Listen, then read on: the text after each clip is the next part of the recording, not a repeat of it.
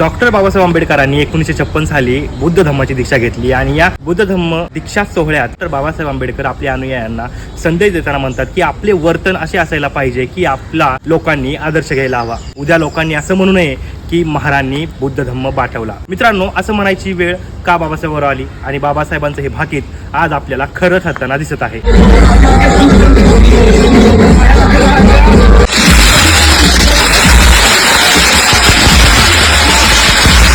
हा व्हिडिओ पाहताच मला आठवतं जेव्हा बाबासाहेब आंबेडकर नानकचंदासोबत चर्चा करतात. त्या चर्चेमध्ये बाबासाहेब आंबेडकर नानकचंदाला म्हणतात की नानकचंदा, हा जो काही मी समतेचा गाडा, समतेचा रथ किंवा समाजाचा गाडा इथपर्यंत आणलेला आहे, हा खूप अथंग परिश्रमातून आणि कष्टातून हाला अपेष्टा सहन करून आणलेला आहे. बाबासाहेब आंबेडकर त्यांच्या अनुयायांना संदेश देताना म्हणतात की हा जो गाडा इथपर्यंत आणलाय तो कमीत कमी तुम्हाला जर पुढे नेता नाही आला तर तो पुढे नेऊ नका, परंतु ह्याला मागे लोटण्याचं काम देखील तुम्ही करू नका. पण आज आपण जर बघितलं तर आपलं जे काय आहे ते सर्व बाबासाहेबांमुळे आहे, पुण्या गोरी गणपतीमुळे नाही. परंतु आज समाजामध्ये अशी क्रूर प्रथा आलेली आहे आणि लोक अशा पद्धतीचे उत्सव साजरे करत आहेत. तुम्हाला काय वाटतं? कमेंट करून नक्की कळवा.